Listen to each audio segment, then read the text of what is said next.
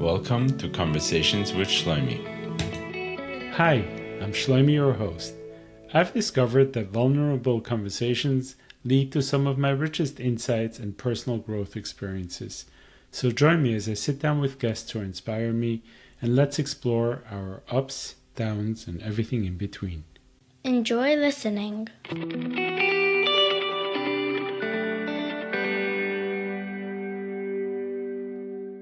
Test your mics. Test. 1, 4, 5, 6. Test. Sounds good. All right.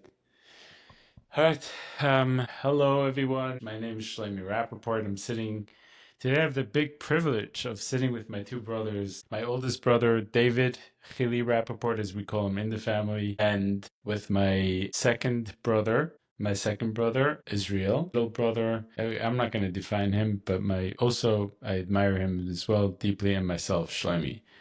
And I think just as an opening question for each of us to introduce ourselves, I think we're holding each one in our own ways, in some ways, at an interesting crossroads in our life, or at a certain state in our life. And I guess the question is, how would you introduce yourself? Like, who are you today? Like, what are you busy with? If somebody were to ask you, hey, and I guess we'll start with you, David, introduce yourself. What are you today? Well, I'm tempted to give you my life story, but I won't, because it's not relevant for who I am today necessarily, unless we hold on to who we were and what we experienced in the past. And sometimes we can learn from that, and sometimes we can get inspired by that. But ultimately, really who we are today is who we are today. So what I would say is that I'm currently in a state of looking for flow, which means that I have lived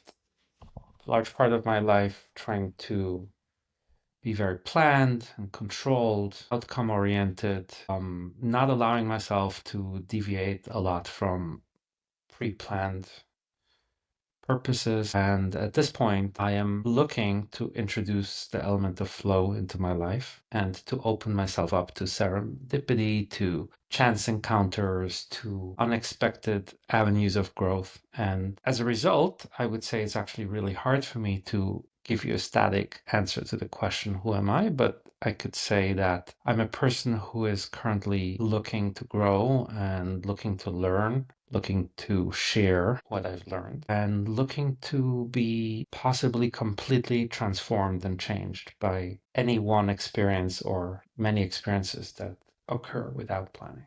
Okay, before we hop over to you, Israel, I just want to, what do you mean flow? Define what flow means for you. Flow means that you're like water, and when something happens in your way, you just flow with it and around it. You're not pushing the stone aside to make way, but you adjust a lot to what's happening around you. You welcome it, you don't fight it, you absorb it, you let yourself be touched, you let yourself be changed. So if I were to sum it up, like a lot of your life has been defined by rigidity and being a part of a system. So you're really embracing currently what the lack of thereof brings to you and what it feels like and where it takes you to. I think that's fair. All right, cool. What about you, Israel?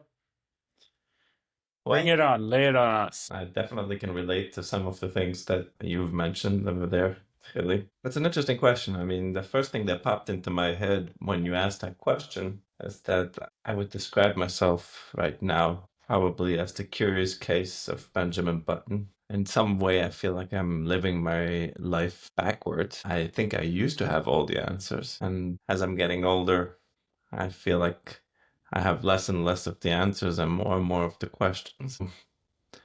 It's been definitely very humbling. And I think as I'm getting older, I am more ready to learn from others than tell others. You know, I have a very high level of confidence usually in my statements, whether they're right or wrong. But, you know, I think the world is moving at such a fast pace that in many ways the younger generation is living a completely different life. And I think so in many ways I feel like I'm being left behind.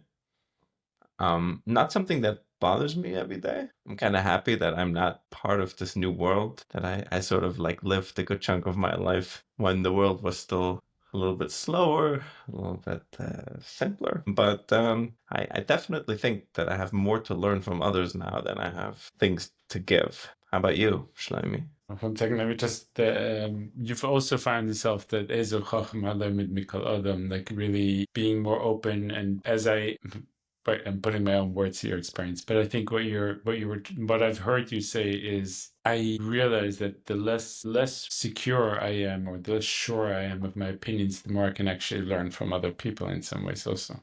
And I'm not sure much of what things are moving so fast and so quickly, and you're feeling like you're losing a little bit the grip on that generation and what they're doing, but you're also quite happy with that. Yeah, I mean, I'm not humble bragging over here. I'm not trying to say that now I'm also humble as well. No, I really do think that. We'll decide. We'll get there. No, I really think that there's a whole new world brewing, and almost everything, the way the younger generation looks at things, the tools that they have available, the tools that they're using, what humanity means, the bridge between humans and technology, it's everything. And I really don't know that I can wrap my head around it. Again, I think there's some way I'm enjoying that. Yeah. But I want to bring it back to me, because in general I like to do that. Just myself also, I've been entering the mental health space more and more, and become more, I guess, identified with the role of being a therapist or in the helping space. And to me, I think that conversation, the topic that you just preached, what is that? What is the human interaction? What does therapy? What does anything? is it broached? Broached. Thank you. Yes, thank you. But don't make me lose my train of thought. But the idea that what does human interaction connection mean going forward is, I think, something we're going to have to talk about here. And I want to begin maybe with you, because you just interviewed our father. Was you? David, thank you. Yes, I want to begin with David. How do you want me to call you here? Call me Chili. You just interviewed Papi in Switzerland, our father, and talked a little bit about that subject of generational, how our generation sees ideas, accepts failure. I think you broached all of that and broached all of that. This is on your mind, and it's definitely on my mind as a therapist, what it all means. So let's begin. How was that? Interviewing Puppy, hearing him talking about times that were more even nostalgic to us, or foreign to us, and yet being now at in a world where things are accelerating by the minute. What was that experience like? If you're asking about the experience of interviewing our father, I would say that it was nice. Our father lived through very interesting times. The revolution we're experiencing today started with the computer revolution. When he graduated, I think he was the first class that graduated in the computer science department in Brooklyn College. So I think he lived the first part of the revolution, which was very fascinating, but not nearly as fast as what's happening today. I think today, every day you open up whatever app you use to follow the news, and you read about another breakthrough, and it's happening faster and faster, and it's really overwhelming. And the changes that we're experiencing today are truly scary. Like, they truly scare older people and younger people. They are also extremely exciting, but they're also truly mind-boggling and scary. Like, we used to be able to think of computers as something that we control, that can do certain very specific things a lot faster than a human, but we always had complete control over them. And now we're entering an age where the future becomes completely unpredictable. And even during those few days when I was spending time with my parents in Zurich, we were interacting with some of those tools like ChatGPT, and getting answers to questions that just boggled the mind, how good they were, how to the point they were, how they used the language, and it's getting so fast, it's getting better so fast, and it's getting so good so fast that it really kind of creates a lot of uncertainty. And I think that's the difference between what our father went through, which was a very exciting time, and what we're going through, which is a very unsettling time. And I think it's very unsettling for our children and for the younger generation, because they really have no clue what the future is going to look like.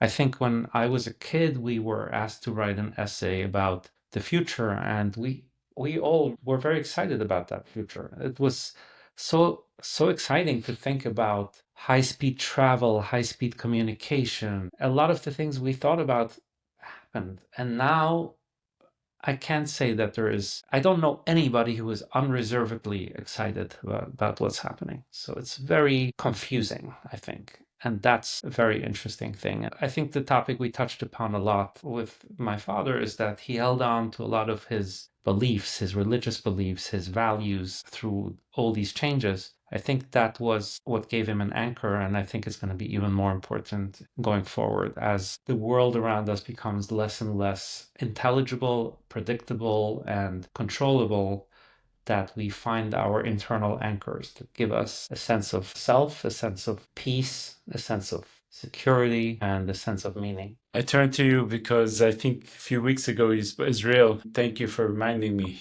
that I'm speaking to a mic and not everyone sees me as I see you, and you sees like me, sees you as a human being.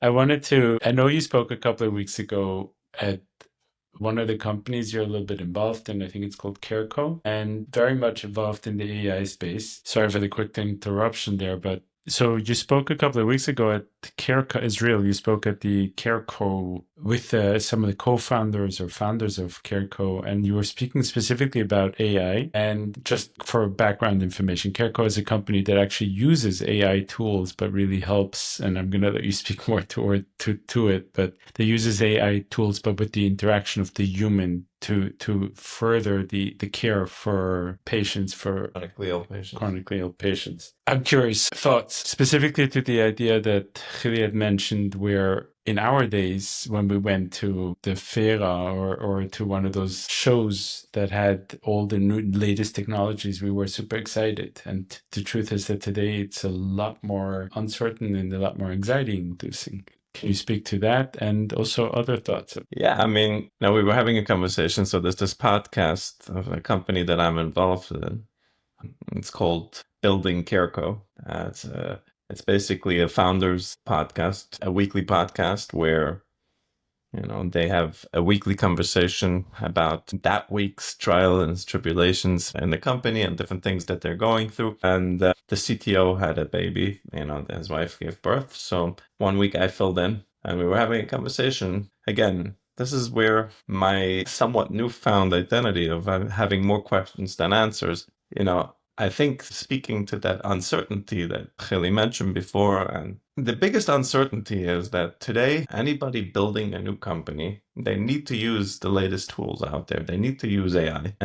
But you don't know if whatever you're doing this week is going to be completely superseded by something else next week. And that is a very, very difficult. Most people don't even realize that, even the founders and even the people building, because when you're building a company, you need to have some sort of foolishness to you, because otherwise you can't do it. But, you work and you have programmers and you make partnerships and you're building all kinds of tools. And then, we just had this with DeepSeek, this Chinese company that came out of nowhere and said, hey, I know that you gave us none of the technology to build a large language model, but look what we did, what we just did. And whether they did have access or they didn't, but this every at least once or twice a week, there is earth-shattering news from somewhere in the world that completely upends at least, probably thousands of startups or thousands of ideas, thousands of things that people are pursuing. But at the same time, you can't stand still. You need to continuously push forward. But there's going to be a moment where we probably don't have that much left to contribute as humans. And the question is, when will that happen, in what format, and what it's going to look like? I mean, again, this all sounded pretty bleak. I will say that the one thing that I feel pretty good about is there's another company that I'm involved in that does telemedicine for third world countries. And so they basically have these doctor toolkits that they send out to these remote clinics, sometimes in the jungles, etc., and where usually doctors cannot get to. And they do this remote diagnostics where the people have now access to medicine. But more than that, because of the advent of AI and large data analysis models, and they're able to view these things completely differently. You know, when you have a disease that happens in some jungle in Panama, for example, and there's really no study about it right now. There's very little that is known that would even point you to some sort of an issue, because it's not an important enough, it's not a studied enough part of medicine. The way these things worked and still work until today is that you would have a doctor that would travel out there maybe once a month and just see as many people as possible. Some of those villagers would walk for days to see that doctor and either get to him or not. And now with all these new tools, the data collection. So having said what I said earlier, I definitely feel that if the more data that you can build on individual subsets of anything, whether it's a subset of society, whether it's a subset of some sort of chemical research or anything like that, that will carry value for quite a while.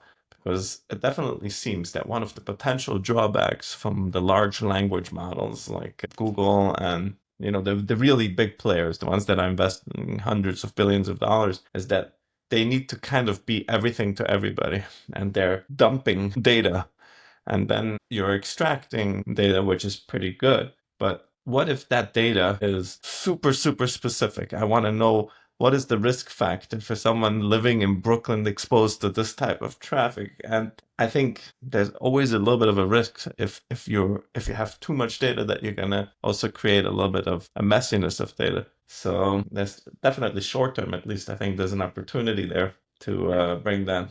But I think you're in many ways, Shlomi, in one of the most interesting spaces, because when there's uncertainty in the world, the need for people to go to therapists and to have someone holding them, and is probably more prevalent than ever. At the same time, there's an encroachment of technology into your space as well. And there's always a question, adapt, not adapt, adopt, not adopt. How do you view this in your life? It's a good question, and I want to just begin with something. Maybe we're gonna play it on the end of this podcast. I'll add it in. I was writing words to a song. I'm not like a major songwriter, as you guys know. I'm also not a poet and not a major whatever. But with the help of chat and really putting my own feelings a little bit into it, I wrote this little song about the journey of a searcher. And I was thinking, what can I actually do with it? How can maybe I can create a composure around it? Short story long, I found this website that you put in the lyrics and AI uses the lyrics, understands it, and creates some music.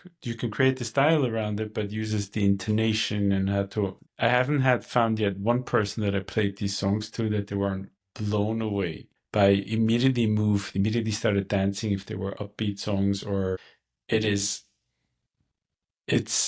to me, I'm in the one hand excited to be a part of this, but on the other hand, I'm also, that specifically left me there comes a time very shortly where nothing is real anymore, meaning no more true facts, no more true music, no more true pictures, no more true videos, no more true nothing. Everything can be generated on the fly for you. What does that mean to us as human beings? And coming back to your question, I know that for a long time, a lot of us, I think people were as I was getting into this industry, people telling you, no, your industry is safe because human contact is the most important. That will always stay. But I'm not even 100% sure about that anymore. I know that probably in the near term, that's what it's going to be. But I'm wondering, and here's maybe we open up this conversation. I think as the new generation gets used to the depersonalization of human emotions through Insta scrolling, constant excitement through different dopamine ways that are just literally in your hand or in your VR headset or whatever in your glasses as they come, will they need human contact, or will we literally evolve into a species that will it not know in some ways what human contact, at least the way we know it today? They won't know it and won't need it, or will need it, but they'll turn into being whatever, that's just not part of the human vocabulary anymore. It's interesting that I think somewhere in the vicinity of 70% of people, when they speak to LLMs, they use please, thank you, and very human forms of speaking. I mean, I'm obviously guilty of that as well, but I'm a boomer, so I don't know if I reflect on the reality, but it seems that it's easier to bridge that gap than people realize in some ways, for sure. What are your thoughts, Chili? Well, I think that humans and human nature will not change nearly as fast as the technology, and I highly doubt that we can ever, even in thousands of years, change our basic makeup, which is that we need human touch, we need human connection, we need real feelings, real emotions. I'm not concerned that we're going to replace all of that with technology. I think we're going to, what we see today is that, and we've seen it for the last 30 years with video games and movies and Netflix and all these technologies that meet a certain human need, and they are very addictive because there's very low barriers of the very little friction to get your dopamine rush. I definitely think that we are very prone to mistake the fake for the real, and we are very likely to look for the real in the wrong place. But I don't think we're ultimately going to find what we need as humans in that. I do think there's aspects of what therapy and other types of human connection give you that you can get from technology, aspects of it, whether it's relieving boredom, whether it's getting good advice, whether it's understanding something more deeply, whether getting another perspective, empathy, even. Yes. But ultimately, I think we're human beings in a physical body. We need touch, we need emotion, we need connection. So I don't think we can fully replace that. One other thing that I just noticed a few days ago, and this is something new that I just realized for myself, because I've been using AI a lot because I'm a programmer and I'm working on developing courses, is that there's a subtle shift happening where I was using AI kind of like I'm the master and it's my servant. Like I'm asking the questions, I'm using it, and it's broad access to knowledge and its fast ability to synthesize information to help me do my work. But over the last few weeks, it's kind of shifting where the AI is making me do the menial work. So AI is essentially suggesting to me changes that I should make to a text or to a piece of software. And I'm doing now like finding the place in the code where I need to replace the suggested changes, or I'm essentially starting to become like the assistant to the AI. It's not fully there yet, but that is a very scary experience when you pay attention to it, where it's like, hey, you should make a change to this method called blah, blah, blah. And now I'm doing the really stupid work of looking for that function in my code and then doing copy paste.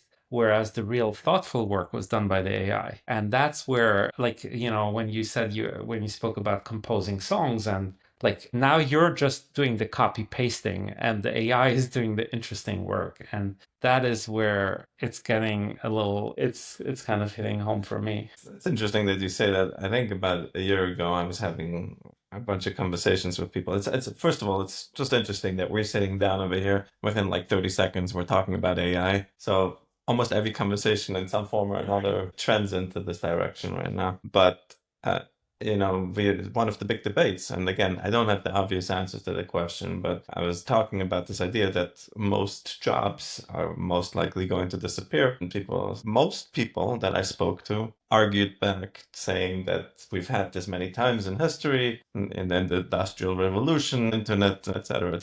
Every time, it created more jobs. And I said, I think that the thing that you're missing is that there was never a time that we had something that replaced humans. We have only had things that enhanced humans. We've only had things that allowed you to do more with your time, more with your capabilities. It's a quick interruption. Just like what I mean, like let's say the automated factory lines that replaced humans that were doing all that. Okay, so what I meant, the human mind. And I'm just something that you said, Chili. I was saying that there's going to be a moment when AI is going to be using us. Like there's going to be that tipping point where, like, until now, everything that we can point to from the past is like me using machines to do more, or etc. But over here, what we're dealing with is something that is literally replacing us. And it's like, if they need us, they'll use us as a support tool, so to speak. And it's funny that you say that now, because it's like something that's actually changed over the last few months. I don't know if you guys have noticed, is that the AI has become a little bit more conversational and interactive. So it used to be that you would ask a question and ChatGPT would answer, and then it would wait for you to ask the next question. But now, and I actually wanted that change to happen, is that now ChatGPT asks you, would you like me to elaborate? Would you like me to actually take this change and integrate it into your code? Would you like me to do this? And it's now like I need to respond to him. So while I originally wanted this feature, now I'm realizing that I'm becoming the hands of ChatGPT. I'm the one that's typing, copying, pasting, looking, doing all the, like if I think of myself a few years ago, I always wanted to be like a master coder who has like a junior assistant that does all the menial work so I can just be pure thought. So essentially I could think of the code and he would type it and he would copy it and he would like he or she or it. And now it's like the other way around. Like I'm becoming like a tool because ChatGPT doesn't yet have hands and doesn't yet have access to all my file systems and doesn't yet know how my code is organized. So I'm the one that's taking his output. Again, I'm speaking of him as a person. I'm speaking of him as. Did you see the backlash that you got to that when you were saying I that? did, but it's truly, I was like using ChatGPT a lot over the last few months, and some of my friends were starting to say, "What's your best friend saying? Ask your best friend." And it became like a running joke. Yeah, like this is the go-to place where whatever I don't know, I go and ask, and the answers are always so good. But another aspect of all this is that it still makes a lot of mistakes. And That doesn't matter. yeah, it matters a lot because we don't know if we're going to actually come to a place where it stops making mistakes. It feels more like, in that respect, a parent, because all of us are parents, and you see your child growing up and you have a lot of nachas, you have a lot of joy seeing them doing amazing things. And at the same time, they make mistakes. So every once in a while, you need to step in to course correct or to set some boundaries or whatever. And that's another aspect. So on the one hand, I'm starting to feel like I'm doing the chat GPT's bidding. And on the other hand, I'm starting to feel like I'm a little bit of a parent, but not anymore like I'm using it as a tool. It's more like I'm truly starting to appreciate how amazing it is, but I need to still step in and set some boundaries or fix some errors. But I'm kind of just like a parent is ultimately exceeded by their child and they want that. It's happening and it's happening very fast and it's very unsettling. And it, like you said, you cannot avoid using it because if you don't use it, you're falling behind. You're working way too slow. You can literally, I can double, triple, tenfold increase the efficiency of my work. And at the same time, it's like, oh my God, I'm just a part of a cog that ultimately will become me. And yeah, so it's a very, very unsettling time. I want to go back to something for a moment to Shlomi. I know this is a conversation over here. So you mentioned before about making music, right? So it's very interesting because in the creative space, both in music, in writing, in poetry, in making movies and creating content, etc., a lot more and more content and more creative things are created this way. And one of my biggest questions is like, will there be value in content? If right now, for example, for someone to make a Hollywood movie, it means that they have to put together a crew of hundreds or thousands of people. They have to work, they have to fundraise, they have to shooting locations, they have to build sets. And basically, it always made it somewhat exclusive. And when you watched something, there were only so many good pieces of content that you could watch. And there was already somewhat of a democratization going on in the world, YouTube, etc. But I was like, what is music? Is it really an art form if billions of pieces of music can be created? Yeah, so that's literally what I was experiencing. I realized literally was as I was putting in these prompts to create these music, generating gorgeous music, I'm serious. I realized like I am literally watching the dissolution of music. Meaning, so even if one of the songs, let's say, mispronounced for a second a word, it doesn't even matter because to create a perfectly produced music track for an artist takes months of and with this it just does it on the fly. I can go literally put in, I would imagine this is out there, I can say I'm feeling melancholic, I want to talk about Hashem, And I wanted him to inspire me or want God to inspire me to do more. Put in the prompts and it'll start playing the music exactly to how the words that are meaningful and are in your life. Now, even if it were to make a little mistake, who can create and compete against that? And I really got to feel that, wow, I'm watching with my own eyes the solution of artistry, because it will be too cumbersome. It's way too much for this little improvement, even if that's still there. Which I think brings me back a little bit to the conversation about dopamine, about what gets us going. Generally, I think dopamine is described as the way the chemical needed. So, like, let's say I need to go make myself a sandwich, or I need to go hunt for some food, or go get myself a sandwich in the fridge. The dopamine gives me the drive to go to the fridge to go get that sandwich and make it and prepare it so that I get energy in me. In this entire acceleration of this all, dopamine is coming to me. I don't need to go anywhere. Like, if I feel not good, I can distract myself on my phone. If I need a boost in any way, it's just there. And AI, the search of knowledge, so much of the joy is, let's say, if I really created a song, and then being able to play it and have people heard it, and my knowledge, I acquired it, I worked hard for it, and then I have it. It's all going away because it's all here. What does that mean?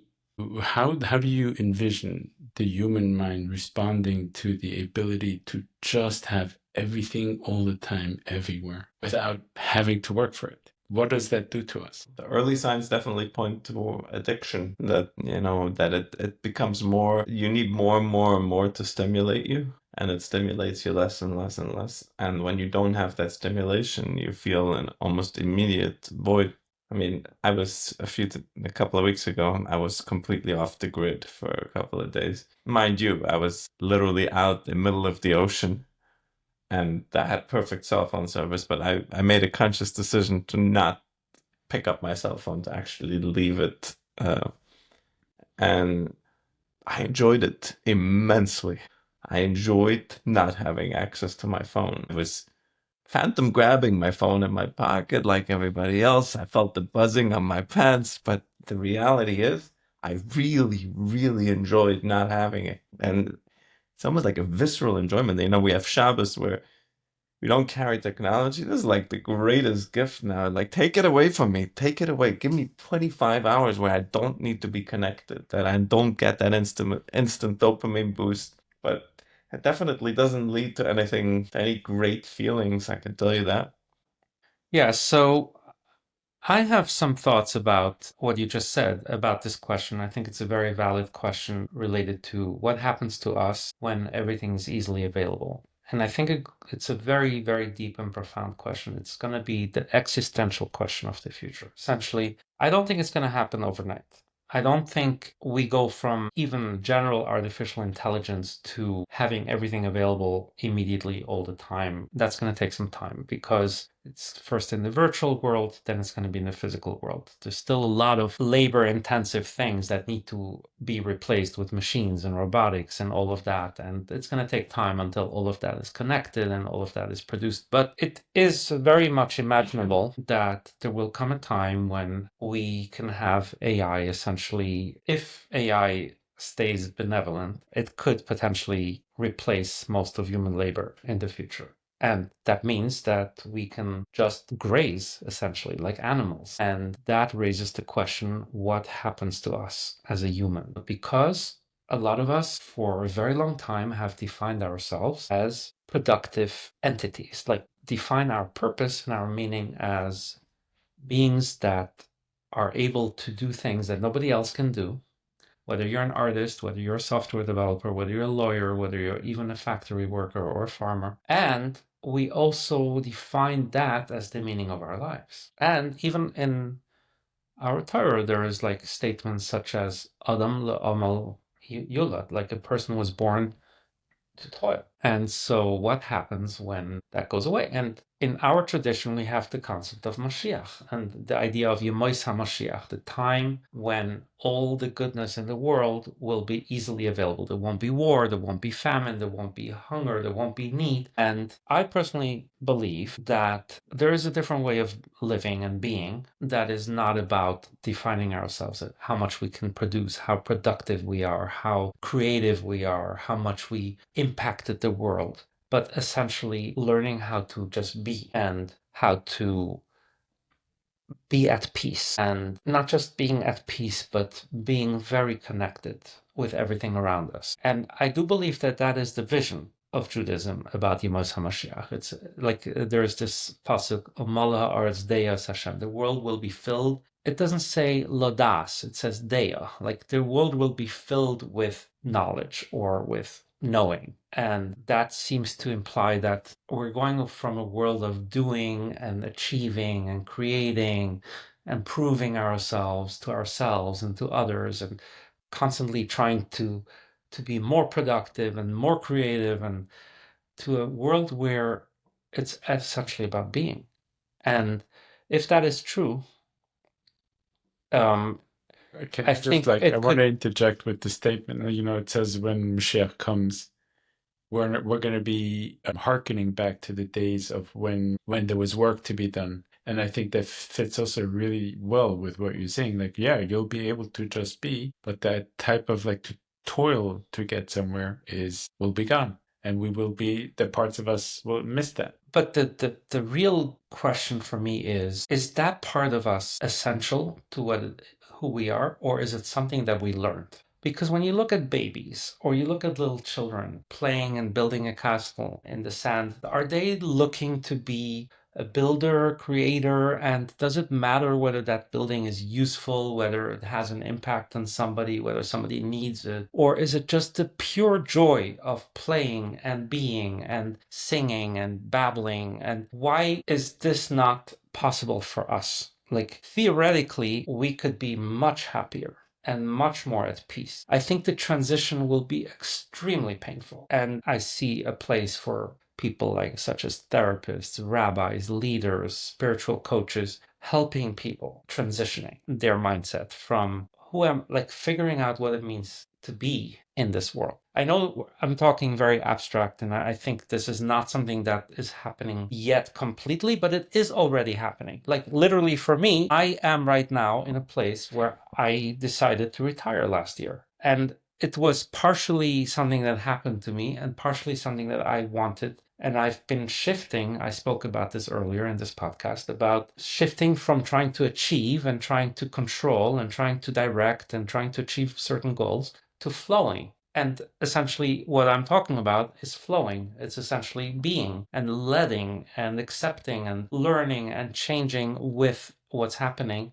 and not having such a clear idea of what should be and what I should be doing and how should I control everything. And I'm not there yet at all. Like I go back and forth between modes of creating and modes of just being, but I think there is something very, very beautiful that's coming our way, potentially. But we have to be very careful. The technology is extremely powerful, potentially very, very dangerous. And the amount of change that's coming our way is so overwhelming and so unsettling for most people that we all collectively need to start thinking about what's our response to that?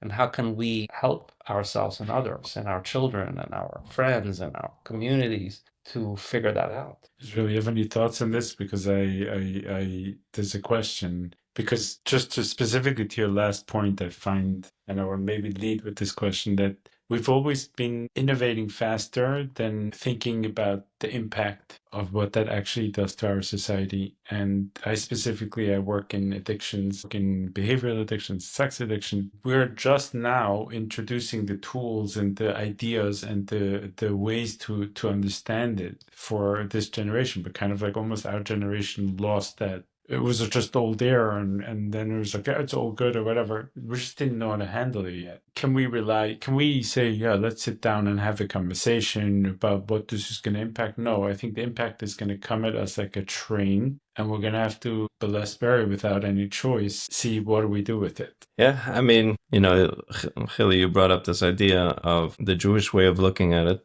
It was very interesting because I think we all read the books from Yuval Noah Harari, and History of Humanity, Future of Humanity, Thoughts about Humanity, and the grazing period of humanity, so to speak, like entering that period. And initially, I remember, like, after reading the book, I was very discombobulated for a little while, and then it hit me that this is sort of the Jewish vision of the world, the human period of the world. According to Jewish tradition, that human period is 5,000, a total of 6,000 years. But sort of this period that we're in is the work period, and that we have a job, a collective job, and an individual job as humans, things that we need to accomplish. And then as soon as we uncover godliness in the world and in everything, then we enter the next period, which is the Mashiach period, where the world is just going to be filled. And even in that period itself, it's sort of split into two parts. Like Yemais Mashiach has the first part where nothing really changes. There's just that's what's called Shibud Malchus, like the kingship movement. But then going into that next phase, the one thing that I'm not certain about, regarding something you said earlier. You want to adjust your mic? Or, okay. The play of younger kids, if it can be taken into adulthood. I don't think that we truly have that much of a choice. I think our brain develops also as we get older, and the same level of play for a child needs to grow for an adult in some form.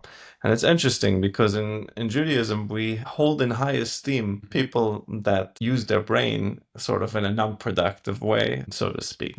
People that sit and just study all day, continuously develop their brain without any direct impact necessarily from a productivity standpoint. And I don't know if that particular version of human productivity is as heralded in any other religion as it is in Judaism. Maybe it is. Which is the study for the sake of study. Yeah, without any sort of, almost that the community is fortunate to support people that dedicate their entire life just to study without any direct impact. And, even Yuval in his book analyzes that part of Judaism, saying, hey, maybe this is one of those things to look at as where we're headed. But overall, again, the biggest thing that I can say right now is that my fear is mostly related to what you mentioned earlier, Chili, which is the fact, will humans feel needed? Will humans feel like they have a purpose? Because historically, when people do not feel needed, it is super destructive for them. And it has led to a lot of problems. And right now, actually, I don't know if you guys remember, because one of the crazy things that is happening in this entire period that we're living in is that I realized that ChatGPT really started about a year and something ago in any significant way. And when you think back, it feels like so much longer. It's like the world, like so much longer than a year. But almost in the beginning, there was a conversation with Sam Altman. And I remember clearly listening, and he said, if you would have asked anybody 5 years ago, it was like, which jobs are going to be the first ones that are going to be upended by AI?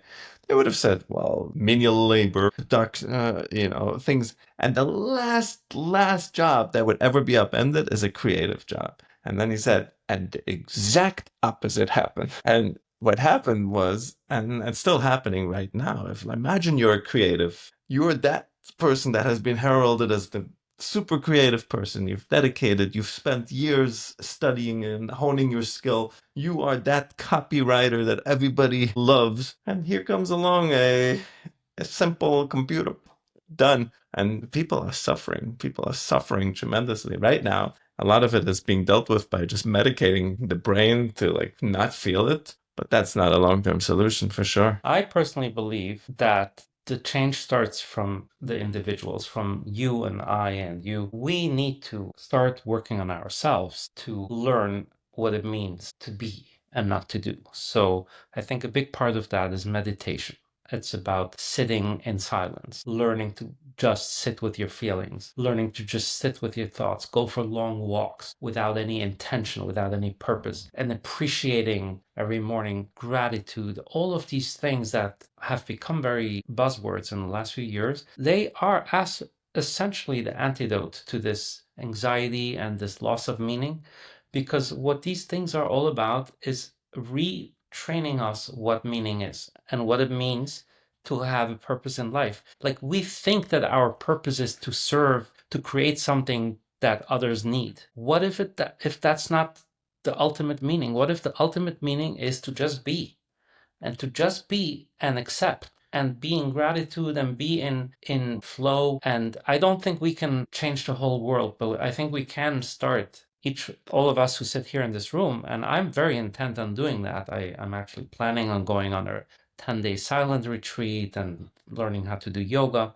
and because I feel that very strongly, that zeitgeist, so to speak, that trend, it's in the air now. Like, we need to, it's a wake-up call to us to redefine what it means to be and what it means to have meaning in life. Is it only if we make a lot of money, or if we create something amazing that other people think is amazing, or is it okay to just be? And is that enough? And is it not just enough? That's it, essentially. Because if you think about, and I've always asked this question myself, like, okay, so we come into the world and we're told, and this is something that in Judaism we have this idea that, okay, you're here to help other people. You're here to have children. Okay, and then your children are here to have children and to help other people. So this is like an endless chain of, you're here for some other person, and that other person is here for some other person. What if that chain, and I'm not denying that we're here to help others, and that's a very important need that we have, but what if we learn to just be?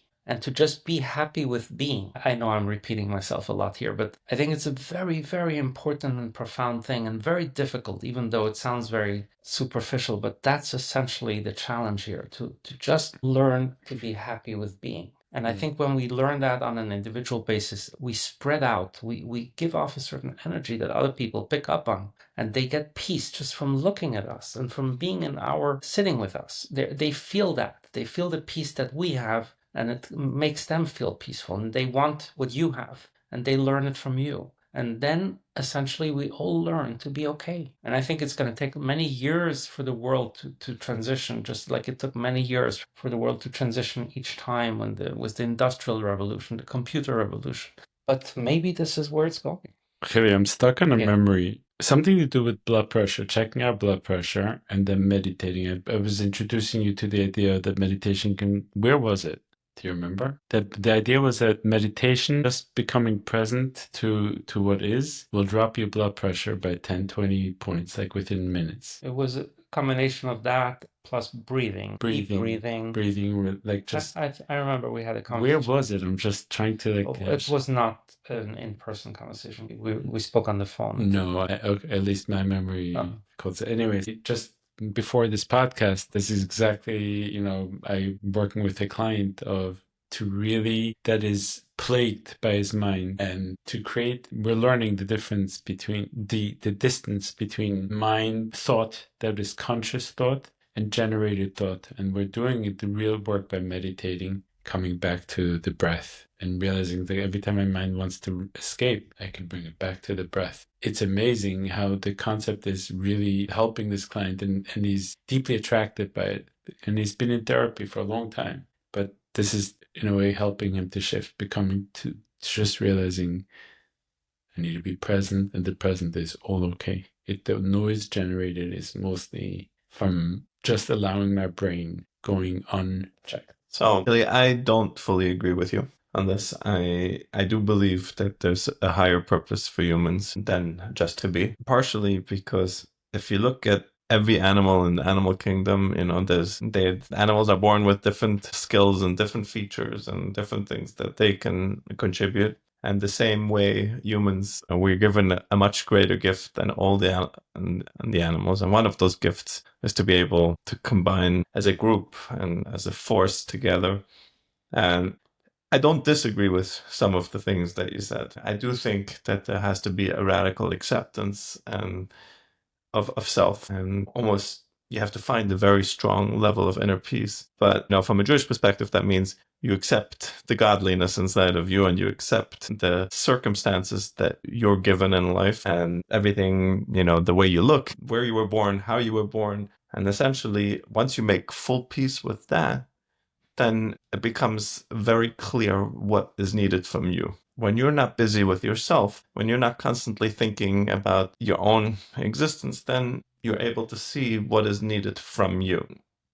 I truly believe that that is a really, really important component to what it means to be a human being rather than being one of the animals in the animal kingdom. But the way to get there is pretty much, at least partially the way you said, just sit with it and just accept and just allow yourself to be at peace with what is. And you will find the more a person is at peace with themselves, the more things become clearer on every level. The natural state, for example, is when you look at food, you know if that food is going to serve you right now or not. It's like you can look at it and it's like, no, I don't need a steak right now. And if you need a steak right now, then you're going to feel like that steak is going to serve you. The problem is that when we eat addictive foods such as sugar, if we eat a lot of sugar, then automatically when we look at sugar, the body is going to be craving it, even though it's not technically good. So the more we cleanse ourselves and the more we find that state of inner Zen, the more we become in touch with what is needed, what is good for us, and what we're supposed to be contributing to the world. I very, very strongly believe that that's a very important factor in what it means to be a human. So I just want to, first of all, just introduce two things. Facts. In therapy, we know that when people are currently not occupied and they're more occupied with self than with others, whether, let's say, they don't have work and they don't have busy and they don't have the self-worth, that's a very tough state to work from. But I think also in some way was suggesting that the idea is that we're heading towards a time where the work is not so much the avodas hazulas anymore, which is part of the regular work. And now it's becoming where you have to be really comfortable with self. Now, in general, in terms of the facts are that to tell someone to go volunteer that is not feeling well, chances are that's the biggest help for them. That's today. But we're probably, if, as we were talking about, can arrive at a time where all of that goes away, there's no more need, then what is help? Then there's no more need. If there's no more need, then what is help? Yeah. Again, I don't disagree with that aspect. I think there's just, maybe there will be a moment where we don't need to do anything to the outside. But right now, finding that inner state of acceptance is actually something that leads to happiness, productivity, and a healthy productivity. You mentioned productivity before as producing things that people may or may not need, making more money. But I don't know if that's really the definition of productivity. That's the accepted state of productivity. But productive could also mean that you put smiles on people's faces or productivity can mean so many different things. I think for sure people that have made a lot of money and have had a lot of success in their life, they usually reach some sort of an inflection point of like, that's not it. That's not what it's all about. So yeah, maybe the definition of productivity also needs to be looked at. Yeah, I don't disagree with what you're saying. I think we're not there yet. We're definitely not in a place where any one of us can just say, okay, I'm just here to be, and I don't have any responsibility to others, and I cannot be of service. I think all of us can be of service and should be of service, and I think it is a very healthy and a very important part of what it means to be human. I think when I think forward, I think it was always true that to be of service to others, we needed to be at peace ourselves. But as the world is changing around us and we're literally moving towards a world, and this will take years potentially, al pidar chateva, like just following the natural course of where technology is going, we could in the next few decades get to a place where a lot of the things that used to just even today already, the truth is that we live in an age of abundance, right? Like we have an incredible amount of things available to us in our world. And I'm very aware that this is not true for all humans all over the world, but the amount of food, the amount of entertainment, the amount of information, the amount of connection, the amount of experiences, the amount of travel, the amount of access that is available to even regular people today is unprecedented. So we are living in an age of abundance. And for most of the history of humans that we know, people were busy surviving. And that's not so true anymore today. We're now kind of in a place and in a time where a lot of us are still working and building businesses, but it's kind of not so clear anymore. It's not so connected anymore to our basic needs. It's more like maybe we want a lot more extras, or maybe we want to prove something to ourselves or to others, or we want to make an impact. And it looks like it's going to a place where there's going to be so much abundance that literally there is no point anymore to doing the kinds of things we do today, where we need to move inward, where we need to move towards a sense of, okay, I'm gonna start asking myself, why am I here? And not just why am I here, but who am I? And what is it to be with myself without having anything to do and without any big goals, because we're living in so much abundance. And I actually feel like this is the vision of Yiddishkeit for the future. Because if you think about Chias HaMesim, it's described as an age where we live in our bodies, but we don't eat anymore, and we don't work, and some of the mitzvahs go away, and it's like it's described as an age where we just are, and we're like experiencing godliness all around, and we're connected to all of it. Like the conversation of neshamas begufim or neshamas begufim suddenly makes so much more sense in this context. Will we be bionic, or like it can easily become past the human bodily experience. And this is a favorite pastime of mine, of taking all these like messianic ideas and how they kind of like, in some ways, if you be a little more open-minded, like so much of it seems to correlate with Umala or Tzdeya and these abundance and neshamas. Like I just, 30, 40 years ago, the Rebbe was saying, Mach oif die Augen. Open up your eyes, and you'll see that Mashiach is already here. The Yemais HaMashiach already here. And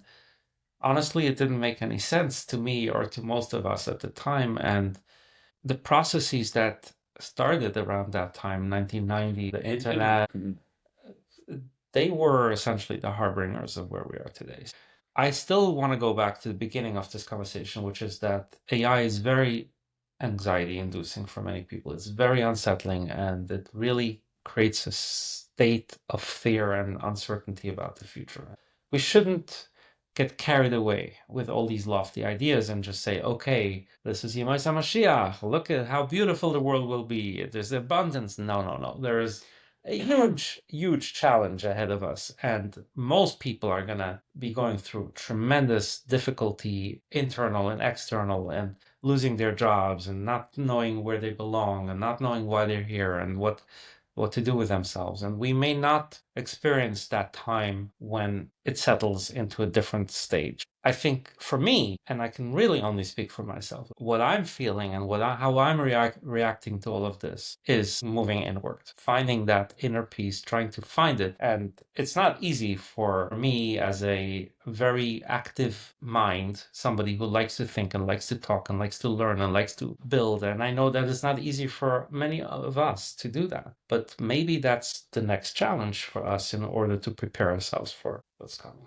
Maybe we should move to some completely different topic, non-AI related, like totally like, because again, us, every time we speak, every podcast, almost every time we speak, it somehow directs into this. And you were just traveling the world for the last 6 months or so. Even a little more than 6 months. Give me what was the most eye-opening experience in your travels, both positive, negative?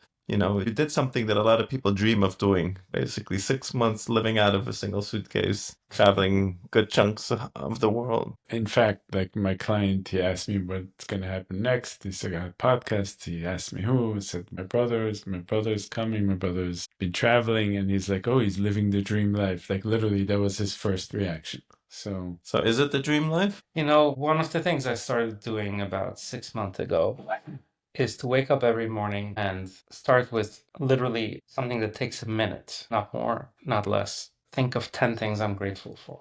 I think I've told you guys about this, and I find it to be life-changing, and I talk about it all the time because it truly is weirdly, in some weird sense. And you guys know that I've had a very difficult journey with Yiddishkeit, but it makes me really appreciate some of the things that we grew up with, like saying Moida Ani in the morning. But basically, it's very difficult for me to know whether the feeling of happiness that I'm feeling these days is a result of my practice of starting to look for the good things that are happening to me versus a result of the actual good things that are happening to me. Because the truth is that I've been very, very, very blessed to be able to do that now. I'm still quite young and I've had a phenomenal time traveling. I've also had some challenges, and traveling is not the easiest thing. It's not always pleasurable, but overall, it's an exciting experience. And I feel like very blessed that I've been able to do that. And also at the same time, my mind has been shifting a lot. So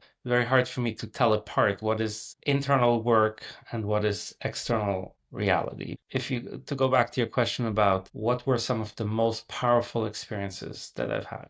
I should mention that firstly, most of my experience was not the traditional traveling where you just jump from one place to another, but mostly like staying in different places and staying for at least a month in each place. And I think that is something that was a result of my previous travel where I've always felt very dissatisfied with the experience of moving quickly because you get a sense of what's possible, but you don't get an actual experience. Like you're essentially, it's almost like going to a smorgasbord and tasting something, but not actually having a meal. And I promised myself this time around to do it differently and to essentially try to slow down and experience what it's like to live in another place, not just what it's like to see another place as a transitional. And for me, I think what has really surprised me is how big the world is and how the possibilities in the world are. Like, it's just very easy, even if you live in New York, which is a big city, it's probably one of the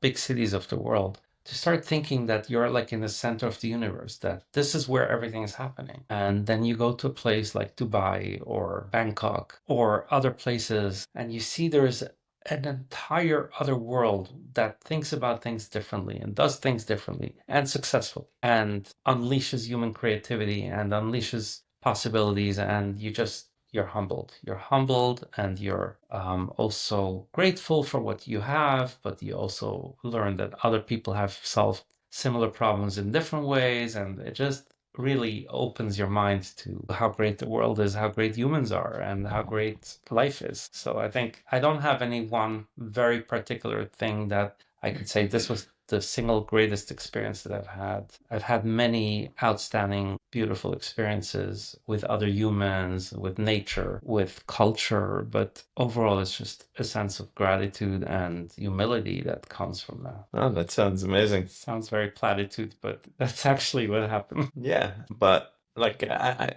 just feel like imagine you want to take someone to where you were. Where would you take them, and what would you just show them the place on a podcast for a moment, or show them that experience? Hmm. I'll tell you what, I'm going to give you one, and then you'll give one back.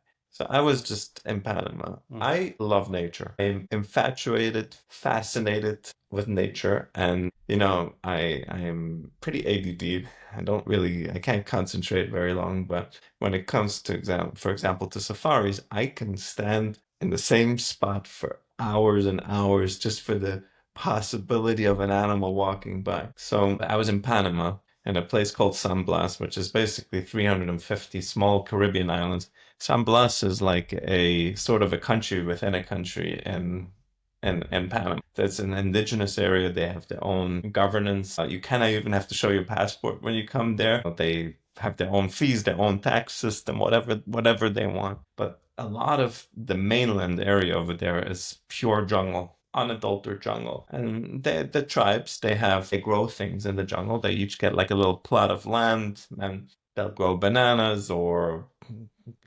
avocados. But you can just hike, and literally you can hike the jungle over there for a few hours, and you can put your feet on virgin ground that has not been stepped on by another human being, which blows my mind. And Panama's on one hand is a super modern country with like skyscrapers, etc. And then you come there And so I find out that this is one of the most, there's jaguars and tigers and all kinds of animals. I'm like, wow, that's so excited. We're going to go into the jungle and hope. Obviously, my hopes were tempered by, you can only see them when they don't see you, and you have to sit in the tree camouflaged with them. But the thing that really fascinated me is that the tribes, they eat everything. They eat jaguars, they eat tigers, they eat everything that walks, anything that they can find. And they have the highest percentage of jaguars anywhere in the world, even though they kill them routinely and they eat them. They apparently don't taste very good, by the way. And even crazier, that beautiful fur that you think like people would pay crazy money for, that they throw away. They rip off the fur and they just throw it into the jungle and they take the meat home and they eat jaguars. And I'm like, are you crazy?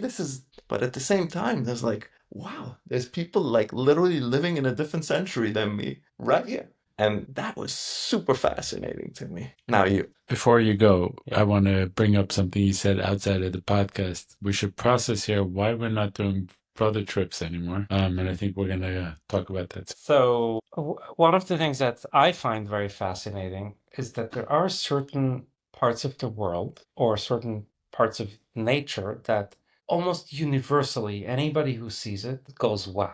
And I saw a bunch of those places in Thailand and Philippines, like certain islands, certain rock formations in the middle of the ocean, certain beaches and colors of water, and certain caves. And I just find it super fascinating that we all have the same reaction to those places, that we all think, oh my God, this is like one of the most beautiful places on earth.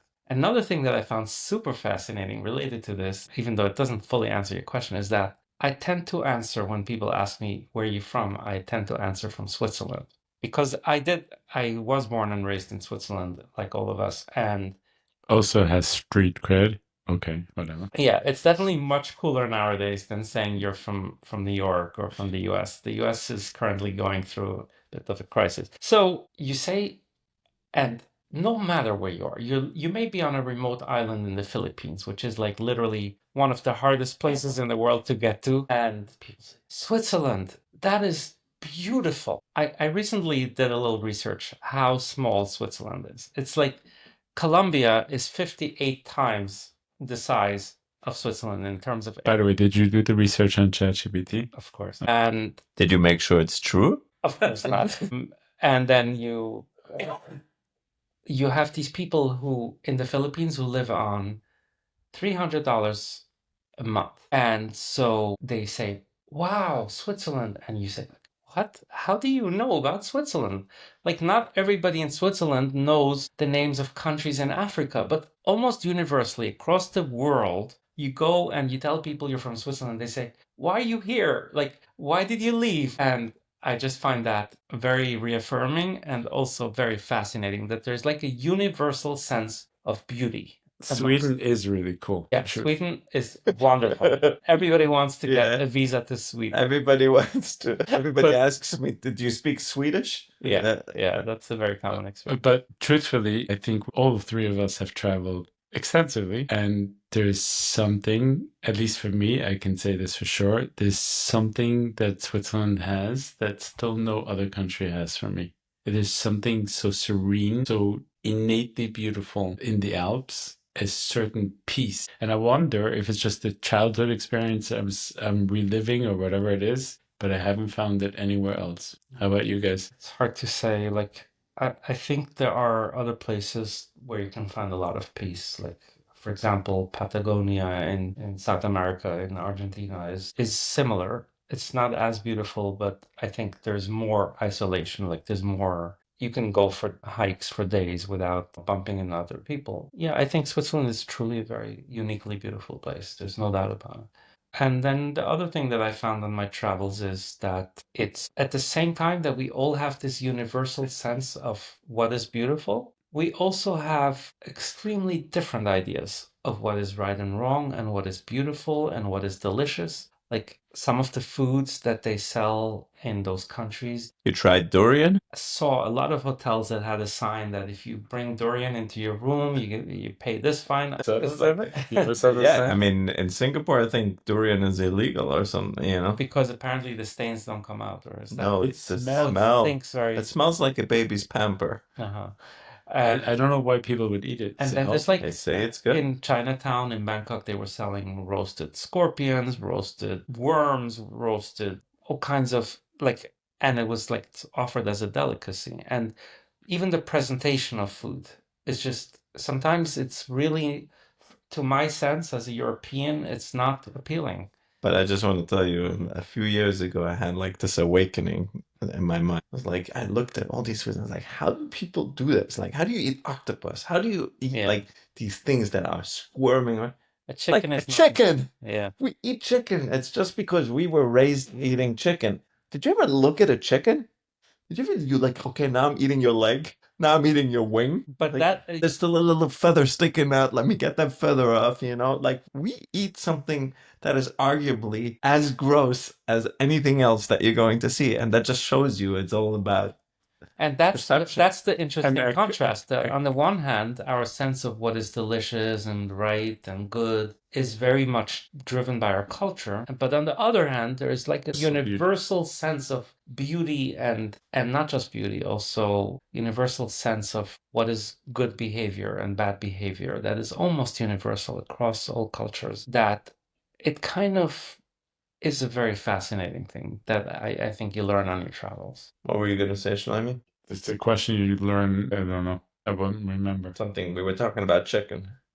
I'm saying another interesting fact is that we eat chicken off the bone and dissect the whole chicken. Most people actually don't. The average American, when you talk to them about chicken, they think of it. It's what we probably refer to schnitzel or chicken thigh or whatever. They don't ever eat it off the bone. I don't know. KFC is, you know, Kentucky. That's on the bone, and that's one of the most popular chains out there. Now retract. I'll undo. And funnily enough, speaking about KFC, many of the chains of food specifically that are kind of considered like low class here in the US. I'm if you're listening, I didn't say KFC, just No, the kosher fried chicken. No? right. Anyways, they in other places in the world they are luxury places. They are much stronger. Some of those like Subway and KFC and Domino's Pizza and other brands that I can't think of right now are super popular in other countries. They're like American brands that like you don't realize how big they are, how widespread they are, and I find that also very fascinating. This was your first time in Asia, right? Pretty much. I had briefly stopped over in China a while ago. So you want to bring up the elephant? What is the elephant? The elephant is we should be traveling again. What happened? First of all, can we understand what happened? I think our travel needs and travel possibilities changed. Meaning? Are we still recording? Yeah. Do we need to? Yeah. Well, I mean, our level of religious observance and our flexibility around times, around family, I think it just became harder. Our families grew, thank God. Some of us are already grandparents here. And yeah, I think that's one aspect of it. But I don't think it's argue. still- I think it's not just still possible. Honestly, I don't know, again, speak for myself, but traveled a lot. But some of the trips that we did together are very meaningful. And I don't think that has changed. And I don't think that would change if we would do it again. Yeah, actually, the trip to Nicaragua specifically is a trip that I mentioned probably about 50 to 100 times a year. I feel like I experienced Gan Eden over there in Ometepe. Oh my God. But also Long Island and all those.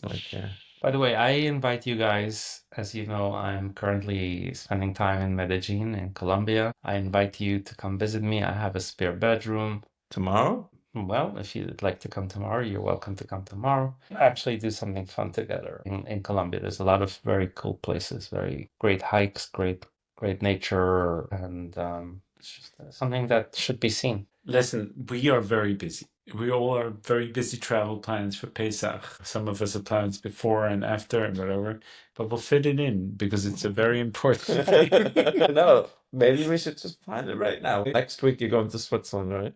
No, you're going in 2 weeks or next week. Next. Come, be nice. You think I should be there when you're there? The parade? I don't think I would experience it as such. I just want to be there. I love my parents and our parents, and I think that I feel terribly guilty, to be honest, that I'm leaving when they're coming. Circumstances had it as such, but I decided that that doesn't preclude me from actually going to see them. I'd like to express a certain appreciation for you, Shlomi, because when I went to visit my parents just last week, my father started playing for me an interview that he did with our grandfather. And then I said, let me do some with you because we've never done it and we've always talked about it. And I just sat down and did it very, very spur of the moment. And then it was mentioned that you had also intended to come and do the same. And I think mommy or papi, one of them said, like, Shlomi's going to be so disappointed that you came and did that. And I was like feeling a little bad, like, why did I do that? And I didn't realize. And then you reached out to me and he said, wow, Chili, you did such a great job the way you asked the questions. And I was like, Shlomi has changed. There's something so generous and so accepting about the way you approach things that I was like really moved by that. So I want to express that appreciation. Thank you. Thank you. Thank God this podcast doesn't have a video. So I really thank you. And it felt genuine, you know? Yeah. It felt genuine. It didn't feel like you were like making an effort to be nice about it and to say something nice despite being super jealous or upset that I kind of did that. On the contrary, it felt like you were genuinely happy that a good interview took place, and it was very beautiful to That's see quite that. literally what it is and was. And also, can we to think that we uh, uh, kind of run Puppy out in 1 hour is preposterous.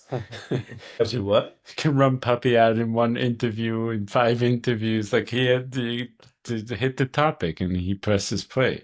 Wow. But yeah, it really felt like I was listening to them, and I listen to podcasts. It's a little bit my guilty pleasures. And I really felt like I'm listening to an interesting podcast. Yeah, you asked good questions, asked questions that made me think.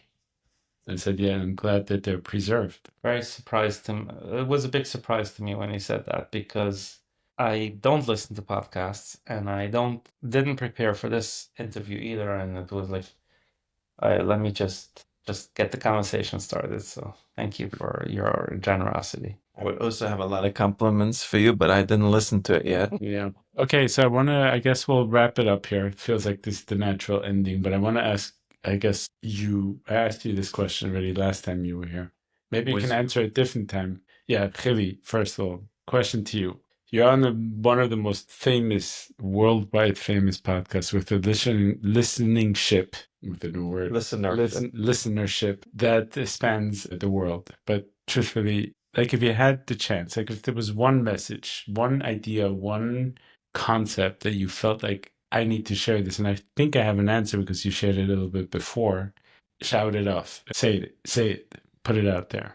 I said it before very clearly. It's about creating a practice of gratitude. We all, every single day, have a lot of things that happen to us, both good and bad. And we literally need to take a minute. It doesn't take more than a minute or two to think about some good things that happened to you over the past 24 hours. If you do it in the morning, you're basically thinking back to yesterday and you're thinking, I really slept well last night. I had a really enjoyable cup of coffee this morning. I woke up and the baby wasn't crying. I woke up in Medellin and the sun is shining and the weather is good. We can all find things like that. And at the same time, I could probably list things that were upsetting. And what I find is that when you do that, when you try to focus on the good things, your mind just starts noticing it's a happy mind. It's literally, it doesn't take a lot of effort. It takes a little bit of effort because you need to force yourself to think about good things, and our mind likes to think about the things that are not good because we want to fix things. But we actually experience a lot of happy things every day, and if we take that time, in my personal experience, and I don't know if it works for everyone, your whole day is different. And I also noticed that when I forgot to do that sometimes, my day was also different. I would be more negative. So if I could say, of all the things I do, whether it's exercise, whether it's eating well, whether it's doing something meaningful to me, the one practice that is the most bang for the buck, that literally changes the most, is that. So that's my message. I like it. Israel, you want to amend or add your own? You're going with the assumption that I remember what I said last time. That's what I'm saying. You can amend or add your own. What was the question, by the way? The question is, okay, so this was really a split question, but Chili answered it in two things. What is the most important, what's the message that you would want to share with the world? And in some ways, the habit that really helped you internalize that message or really affect huge change in your life? So I remember what I answered last time. I don't think it requires any amendment. Fair. Let's leave it right there then. Yeah, what about you? What's my message? What did you say last time I wasn't here? That's my morning routine, learning and, the entire stabilizing of those morning hours. A lot of different things, including meaning, structure, and positivity to the day and to life. Yeah. Yeah. Fly me. I don't like to be put on this spot on my own podcast. But the truth is, no, I would love to be put on the spot on my own podcast. But the problem is that I concur a little bit with Chili's message. I think for me, myself, that has also been the one habit that has been really effective is to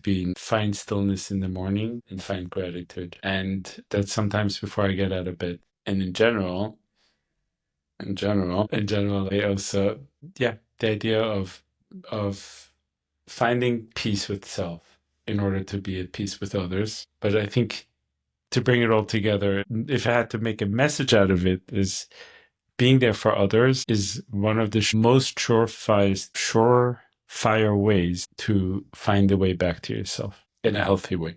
Thank you. Thank you. Thanks, guys. That was fun.